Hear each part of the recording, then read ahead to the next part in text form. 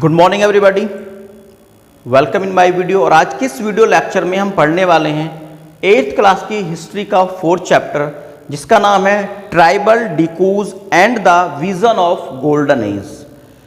इस चैप्टर में आज हम जानने वाले हैं कि किस तरह से जो ट्राइबल्स थे, ट्राइबल्स का मीन्स क्या होता है कि भारत में जितने भी फॉरेस्ट में रहने वाले जो पर्सन थे या ऐसे पर्सन जो झूमिंग कल्टीवेशन करते थे, स्लैश एंड बर्न कल्टीवेशन करते थे अपनी इकोनॉमी कंडीशन को बेटर करने के लिए, उनके बीच में, और डिकूज का मतलब क्या होता है, जो आउटसाइडर थे, जो इंडिया में बाहर से आए थे जैसे अंग्रेज, उनके बीच में किस तरह से फाइट हुई।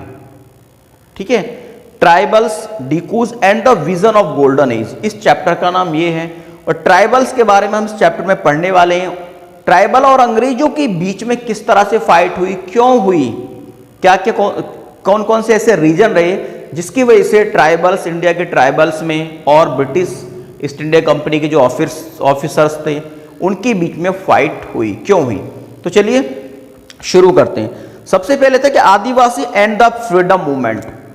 देखिए, जब ब्रिटिश इंडिया में आए थे तो उन्होंने इंडिया के ऊपर, ट्रेड के ऊपर अपना कब्जा कर लिया था। उनका एक मोनोपोली हो गया था इंडिया के ट्रेड के ऊपर। लास्ट की वीडियो में, चैप्टर में मैंने आपको बताया था कि कंपनी व्यापार करने के लिए यहाँ पे आई थी, ट्रेड करने के लिए आई थी, और धीरे धीरे उसने इंडिया के बहुत सारे पार्ट पर ट्रेड करना शुरू कर दिया। ठीक है, उसके बाद कंपनी की जो पॉलिसी थी, ब्रिटिश ईस्ट इंडिया कंपनी की जो पॉलिसी थी वो ये थी कि ज़्यादा से ज़्यादा प्रॉफिट कमाए, इसलिए उसने फॉरेस्ट की तरफ, इंडिया के जो फॉरेस्ट थे उनको भी डिफॉरेस्टेशन वहां पर उन्होंने करना शुरू कर दिया। और फॉरेस्ट में रहने वाले जितने भी ट्राइबल्स थे उनका लाइफ को सरवाइव करने का जो मेन बेस था वो क्या था, फॉरेस्ट था। और फॉरेस्ट के बिना कोई भी ट्राइबल्स अपनी लाइफ को सरवाइव नहीं कर सकता था। इसलिए जब ब्रिटिश ईस्ट इंडिया कंपनी या अंग्रेजों ने फॉरेस्ट को डिफॉरेस्टेशन करना शुरू किया तो ट्राइबल्स और ईस्ट इंडिया कंपनी के बीच बहुत फाइट हुई, बहुत ज्यादा रिवोल्ट हुए। तो रिवोल्ट का जो मेन रीजन था वो यही था कि फॉरेस्ट को उन्होंने लार्ज क्वांटिटी में डिफॉरेस्टेशन करना शुरू कर दिया, और इसीलिए ब्रिटिश और ट्राइबल्स के बीच बहुत ज्यादा फाइट हुई। अब जो आपके ट्राइबल्स थे वो आपके झारखंड, छत्तीसगढ़, उड़ीसा और बंगाल में थे, और यहीं पर बहुत बड़ा रिवोल्ट हमें ट्राइबल्स की तरफ से ब्रिटिश ईस्ट इंडिया कंपनी के साथ देखने को मिलता है। अंडरस्टैंड, एक रिवोल्ट था जिसका नाम था पहाड़िया रिवोल्ट, और इसको जो रिवोल्ट के जो लीडर थे वो थे तिलक महाजन। उन्होंने ब्रिटिश ईस्ट इंडिया कंपनी के खिलाफ, डिकूज के खिलाफ रिवोल्ट किया था, और उनको भागलपुर में 1785 में ब्रिटिश ईस्ट इंडिया कंपनी यानी अंग्रेजों ने हैंग कर दिया था, उनको फांसी दे दी थी। अंडरस्टैंड, इसके बाद और बहुत से रिवोल्ट, बिरसा मुंडा का रिवोल्ट हुआ। बिरसा मुंडा बहुत ही ट्राइबल्स के बहुत बड़े लीडर हुए हैं, उनके बारे में भी हम जानेंगे। तो इस तरह के revolt British east India company और ट्राइबल के बीच होते रहे। अब हम बात करते हैं कि कौन सा ऐसा मेन कॉज था जिसकी वजह से ट्राइबल्स के बीच और ब्रिटिश ईस्ट इंडियन कंपनी के बीच मूवमेंट या रिवोल्ट शुरू हुआ। तो डिफॉरेस्टेशन एंड रिवोल्ट, इस टॉपिक में हम पढ़ते हैं कि डिसअपियरिंग फॉरेस्ट, जो इंडिया के अंदर जितने भी फॉरेस्ट थे उस समय, इंडिया का एक लार्ज पार्ट पर फॉरेस्ट थे, और जब ईस्ट इंडिया कंपनी यहाँ पर एस्टैब्लिश हुई तो उसको यहाँ पर ट्रेड करना था, वो ज़्यादा से ज़्यादा प्रॉफिट कमाना चाहती थी, ये मैंने आप बता ही दिया आपको। तो इसलिए उन्होंने यहाँ पर फॉरेस्ट को डिफॉरेस्टेशन करना शुरू कर दिया। क्यों? क्योंकि उनको थी, first topic, need for commercial crops. East India company को कमर्शियल क्रॉप्स की नीड थी। कमर्शियल क्रॉप आपकी कौन कौन सी थी, जिसमें आपका ओपीएम था, आपकी जूट थी, आपकी कॉटन थी। इस तरह की कमर्शियल क्रॉप की ज्यादा रिक्वायर थी ब्रिटिश ईस्ट इंडिया कंपनी को, और British east India company large quantity में इंडिया की एग्रीकल्चर पर वो क्या करना चाहती थी, इंडिया की लैंड पर ज्यादा क्वांटिटी में कमर्शियल क्रॉप ग्रो करना चाहती थी। इसलिए ब्रिटिश ईस्ट इंडिया कंपनी ने, अंग्रेजों ने इंडिया के एग्रीकल्चर, इंडिया के फॉरेस्ट को डिफॉरेस्टेशन करना शुरू कर दिया। लार्ज क्वांटिटी में उन्होंने यहां के फॉरेस्ट की डिफॉरेस्टेशन किया, और जो ट्राइबल और अंग्रेजों के बीच में रिवॉल्ट का एक मेन कारण बना। क्यों? क्योंकि डिफॉरेस्टेशन जब हुआ तो जितने भी ट्राइबल्स थे वो फॉरेस्ट के में रहते थे और उनकी जो लाइफ सरवाइव करने की जो कैपेसिटी थी, ठीक है, जो लाइफ को सरवाइव करते थे वो फॉरेस्ट से मिलने वाले जितने भी प्रोडक्ट्स थे उनसे वो अपनी लाइफ को सरवाइव करते थे। लेकिन जब लार्ज क्वांटिटी में यहाँ पर डिफॉरेस्टेशन शुरू हुआ तो उनका जो घर थे, उनकी जो प्रोडक्ट थे, उनको अब वो उस तरह के प्रोडक्ट ट्राइबल्स को फॉरेस्ट से नहीं मिल रहे थे। इसलिए फॉरेस्ट के डिफॉरेस्टेशन की वजह से ब्रिटिश ईस्ट इंडिया कंपनी में और ट्राइबल के बीच फाइट हुई, रिवॉल्ट हुआ। ठीक है, अब कमर्शियल क्रॉप को उन्होंने ग्रो कराना था क्योंकि इंग्लैंड के अंदर उस समय कमर्शियलाइजेशन, इंडस्ट्रियलाइजेशन शुरू हो गया था। और इंडस्ट्रियलाइजेशन क्या होता है? जब बहुत सारी इंडस्ट्री किसी पर्टिकुलर एरिया में सेटअप की जाती है तो वहां पर ज्यादा पॉपुलेशन ग्रो करेगी क्योंकि लोग लेबर के रूप में फैक्ट्रियों में काम करेंगे, कंपनियों में काम करेंगे, इंडस्ट्री में वर्क करेंगे और उनको खिलाने के लिए भी हमें लार्ज क्वांटिटी में ग्रेन्स की क्या पड़ेगी? रिक्वायरमेंट पड़ेगी, जरूरत पड़ेगी। तो इसलिए कमर्शियल क्रॉप्स को ज्यादा से ज्यादा क्वांटिटी में ग्रो करने के लिए अंग्रेजों ने इंडियन फॉरेस्ट को डिफॉरेस्टेशन करना शुरू कर दिया। जो आपके ट्राइबल्स थे और अंग्रेजों के बीच में जो फाइट का मेन रीजन बना। That is a clear. Second reason था क्या? Unproductive forest. दूसरा क्या था? Unproductive forest. देखिए, जितने भी अनप्रोडक्टिव फॉरेस्ट है, अंग्रेजों को लगा कि जितने भी अनप्रोडक्टिव फॉरेस्ट हैं जिनसे हमें कुछ नहीं मिल पा रहा है, उनको भी उन्होंने लार्ज क्वांटिटी में काटना शुरू कर दिया। In the early 19th century, the colonial government thought that forests were unproductive. They were considered to be wilderness that had to be brought under cultivation so that land could yield agriculture product and revenue and hence the income of the state. So between 1880 and 1920, cultivated area rose by 6.7 million hectare. British east India company ने सोचा कि जितने भी unproductive forest है जिनसे हमें कोई लाभ नहीं है, उनको भी डिफॉरेस्टेशन उनका कर देना चाहिए और उनको क्लियर करने के बाद उस लैंड पर लार्ज क्वांटिटी में हमें एग्रीकल्चर करानी चाहिए। जब एग्रीकल्चर लार्ज क्वांटिटी में होगी तो हमें ज्यादा से ज्यादा रेवेन्यू मिलेगा। और परमानेंट सेटलमेंट लगा दिया गया था अंग्रेजों के द्वारा इंडिया में और उसी की वजह से क्या था? वो कुछ ज्यादा से ज्यादा रेवेन्यू टैक्स कलेक्शन करने का वो मेथड था। तो इसलिए उन्होंने जितने भी अनप्रोडक्टिव फॉरेस्ट थे उनको क्लियर करा के वहां पर एग्रीकल्चर करानी शुरू कर दी, जिससे ज्यादा वो रेवेन्यू फार्मर के द्वारा कलेक्ट कर सकें। और 1980 और 1920 के बीच जो कल्टीवेशन का जो एरिया था वो 6.7 मिलियन हेक्टेयर इंक्रीज हो गया था। यानी इतनी लार्ज क्वांटिटी में उन्होंने यहां पर जो अनप्रोडक्टिव फॉरेस्ट थे उनको डिफॉरेस्टेशन करना शुरू कर दिया। अंडरस्टैंड? उसके बाद क्या हुआ? Disappearing forest in England. तो इसके बाद यह हुआ कि जो ब्रिटिश थे वो ये चाहते थे कि ज्यादा से ज्यादा प्रॉफिट हो और प्रॉफिट की वजह से उन्होंने अपने इंग्लैंड में जो उनका कंट्री था वहां पर भी उन्होंने डिफॉरेस्टेशन लार्ज क्वांटिटी में किया और डिफॉरेस्टेशन करने के बाद इंग्लैंड में उन्होंने इंडस्ट्री को सेटअप करा दिया। इंडस्ट्रियलाइजेशन वहां पे शुरू हो चुका था और बहुत सारी इंडस्ट्री वहां पर सेटअप हो चुकी थी। तो उस इंडस्ट्री को सेटअप करने के लिए उन्होंने लार्ज क्वांटिटी में इंग्लैंड में भी डिफॉरेस्टेशन किया और इंडस्ट्री को सेटअप किया। इसलिए वहां पर जो एक ट्री था जिसका नाम था oak tree, oak tree large quantity में इंग्लैंड के अंदर पाया जाता है। उसकी शॉर्टेज हो गई। जब लार्ज क्वांटिटी में ट्रीज को काटा गया तो ओक ट्री को भी काटा गया, उसकी भी ज्यादा कटाई की गई डिफॉरेस्टेशन में और इस वजह से वहां पर ओक ट्री की कमी हो गई। तो अब अंग्रेजों ने क्या किया कि वो इंडिया के अंदर उनको शिप बिल्ड करने के लिए, ठीक है, उनको अदर टाइप्स ऑफ जो प्रोडक्ट थे जो ओनली टिम्बर से बनाए जाते थे, यानी लकड़ी से बनाए जाते थे, वुड्स बनाए जाते थे, उनकी रिक्वायरमेंट पड़ी। इसलिए उन्होंने इंडिया में और ज्यादा डिफॉरेस्टेशन करना शुरू कर दिया और जितने भी इंडियंस ट्री थे, जितने भी इंडियंस फॉरेस्ट थे, उन्होंने लार्ज क्वांटिटी में उनका डिफॉरेस्टेशन यहां पर शुरू कर दिया। As the cultivated area in England was also increased, the forest started disappearing. By the early 19th century there was shortage of oak tree, the tree was basic input of ship industry, they created the problem of timber supplier for Royal Navy.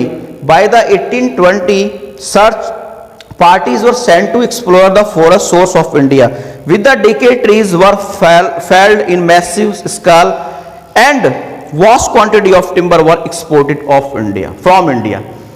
तो England के अंदर cultivation का area बढ़ाने के लिए, क्योंकि industrialisation शुरू हो चुका था और वहां पर ज्यादा इंडस्ट्री सेटअप हो चुकी थी और इंडस्ट्री में काम करने वाले जितने भी वर्कर्स थे उनको भी ग्रांट्स की जरूरत होती थी उनको फीड कराने के लिए, इसलिए वहां पर इंग्लैंड के अंदर भी लार्ज क्वांटिटी में डिफॉरेस्टेशन अंग्रेजों ने किया।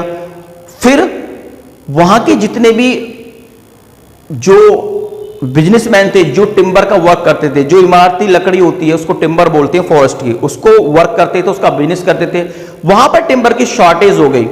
उनको बिलून जो उनकी नेवी थी शिप बिल्डिंग के लिए वो ओक के ट्री को यूज करती थी, अब उनको वो ओक का ट्री मिल नहीं रहा था, इसलिए उन्होंने इंडिया के अंदर भी लार्ज क्वांटिटी में ट्रीज को डिफॉरेस्टेशन करना शुरू कर दिया और बहुत बड़ा एक्सपोर्टर इंडिया को बना दिया कि लार्ज क्वांटिटी में इंडिया इंग्लैंड को बहुत सारी टिम्बर जो वुड्स थी वो भेजने लगा, ब्रिटिश भेजने लगे। अंडरस्टैंड।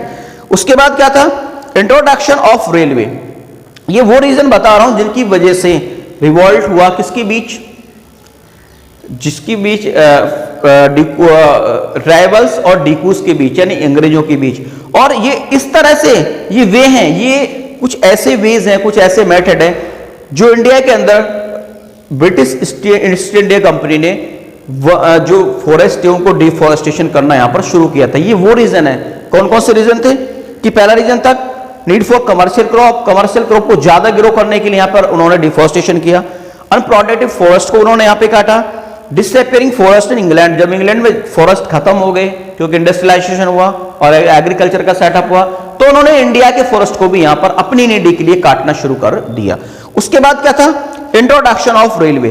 देखिए रेलवे का जब इंट्रोडक्शन हुआ उसके लिए भी लार्ज क्वांटिटी में इंडियन जो फॉरेस्ट थे उनको काटा गया, क्योंकि रेल को चलाने के लिए स्लीपर्स की आवश्यकता होती है, जो रेल के पटरी पर स्लीपर्स बिछे होते हैं उनकी आवश्यकता उनको लार्ज क्वांटिटी में पड़ी। और इंडिया में कमर्शियलाइजेशन हुआ किसका, एग्रीकल्चर का।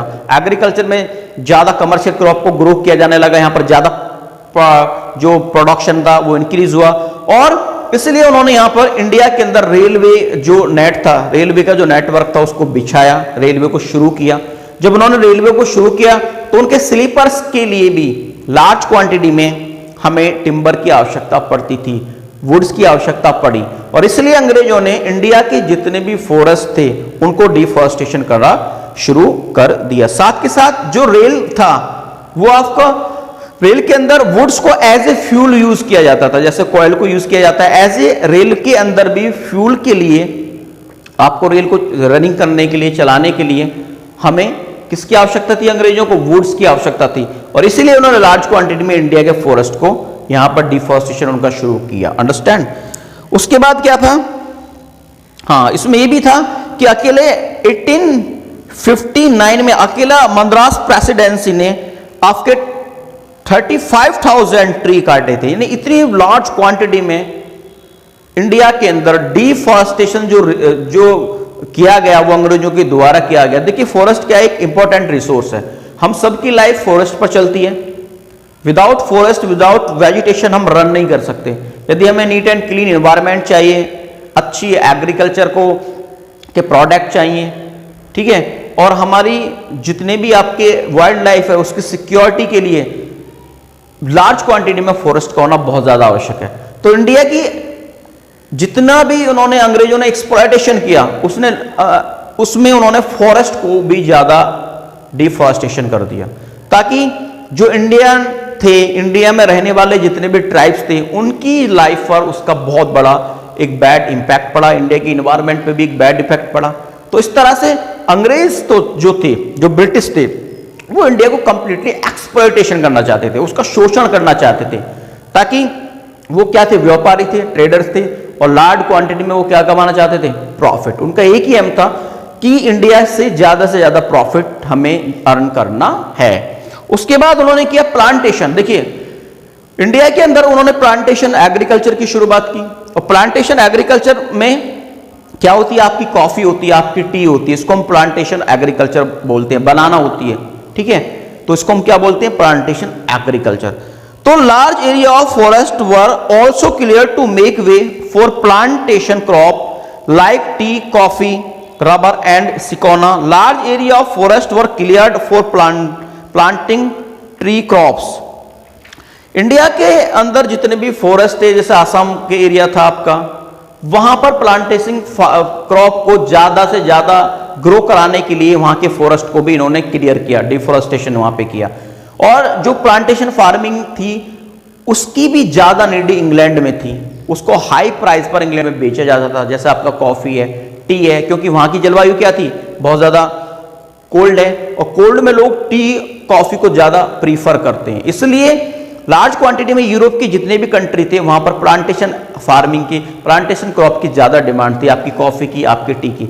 इसलिए उन्होंने यहां पर इंडिया के अंदर प्लांटेशन जो क्रॉप्स है उसको ग्रो कराना शुरू किया, और उसके लिए भी उन्होंने लार्ज क्वांटिटी में इंडियन फॉरेस्ट को क्या किया, डेस्ट्रॉयड किया, उनका डिफोरेस्टेशन किया। अंडरस्टैंड। उसके बाद आता है कमर्शियल फॉरेस्ट्री। अब पहले तो ये था कि अंग्रेजों को लगा था कि जितने भी इंडियन फॉरेस्ट हैं उनकी कोई वैल्यू नहीं है, ठीक है, लेकिन धीरे धीरे उनको लगा कि इंडियन फॉरेस्ट बहुत ज्यादा वैल्यूएबल है, ये बहुत ही ज्यादा अपने आप में इंपॉर्टेंट है, और इनको प्रोटेक्ट करके हमें और ज्यादा प्रॉफिट कमाया जा सकता है। तो अब इन्होंने क्या किया कि उन्होंने जितने भी ट्राइब्स थे, जितने भी ट्राइबल्स थे, या और जो पर्सन थे जो फॉरेस्ट के ऊपर डिपेंड थे, उनको फॉरेस्ट में जाने से रोक दिया, स्टॉप कर दिया, और कुछ एरिया को क्या कर दिया, रिजर्व कर दिया कि ओनली ब्रिटिश ही इस फॉरेस्ट के अंदर आ सकते हैं टिम्बर की जो टिम्बर वुड्स है उसको लेने के लिए, और जो फॉरेस्ट के साथ वो अपना बिजनेस रन कर रहे हैं उसको उन्होंने और अच्छा बनाने के लिए इंडिया के अंदर फॉरेस्ट पॉलिसी लॉन्च की। अंडरस्टैंड। तो देखते हैं क्या की। There was a time when the colonial rule thought that the forests were unproductive, but later on the Britisher realized that the forests were one of the major natural resources. The British need forest in order to build ship and railways. The British were worried that the use of the forest by local people and the reckless felling of trees by traders would destroy the forest, so they decide to invite a German expert, Dietrich Brandis, for advice and made him the first Inspector General of Forest in India. अब शुरू में तो east India company को, अंग्रेजों को ये लगा था कि जो इंडियन फॉरेस्ट है वो अनप्रोडक्टिव है, इसलिए उन्होंने उनकी डिफोरेस्टेशन कराना शुरू कर दिया। लेकिन धीरे धीरे उनको लगा कि जितने भी इंडियन फॉरेस्ट है उनकी ज्यादा वैल्यू है, उनकी वो एक एज ए रिसोर्सेज हम उनको ज्यादा लार्ज क्वांटिटी में और ज्यादा बेटर उनको यूज कर सकते हैं और ज्यादा से ज्यादा प्रॉफिट कमा सकते हैं। इसलिए उन्होंने उन्होंने डिसाइड किया, क्या डिसाइड किया कि जितने भी आउटसाइडर हैं, जो ट्राइबल्स हैं, उनको फॉरेस्ट में जाने से स्टॉप किया जाए, एक बाउंड्री बनाई जाए, और उस बाउंड्री में उनको क्या प्रोहिबिट किया जाए कि इस बाउंड्री के अंदर कोई भी ट्राइबल्स कम्युनिटी फॉरेस्ट के अंदर नहीं आएगी, अपनी जो डे बाय डे की बेसिक नीड है उनको फॉरेस्ट से वो कंप्लीट नहीं करेगी।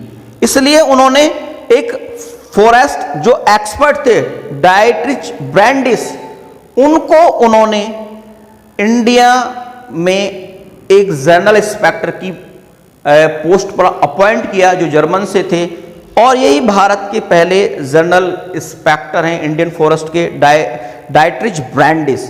और इन्हों को अंग्रेजों ने फॉरेस्ट पॉलिसी के तहत फॉरेस्ट को प्रोटेक्ट करने के लिए ये जर्मन से इनको लेके आए, और ताकि वो ज़्यादा से ज़्यादा फॉरेस्ट का यूज़ कर सकें और ज़्यादा से ज़्यादा फॉरेस्ट में मिलने वाली जितने भी थिंग्स हैं उनको उनके साथ बिजनेस कर उनका बिजनेस कर ज़्यादा से ज़्यादा मनी वो अर्न कर सकें।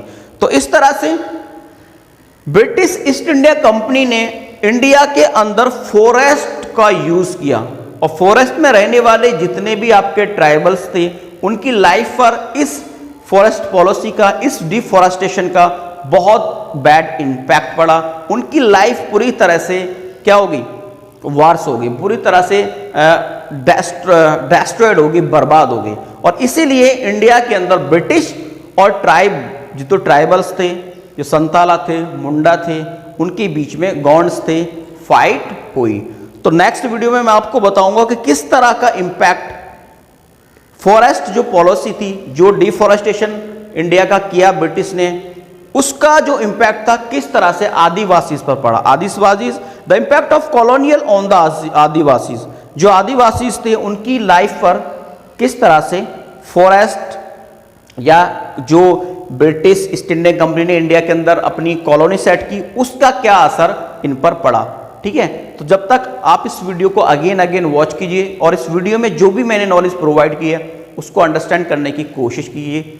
मैं मिलता हूं आपको नेक्स्ट वीडियो में, तब तक के लिए गुड बाय।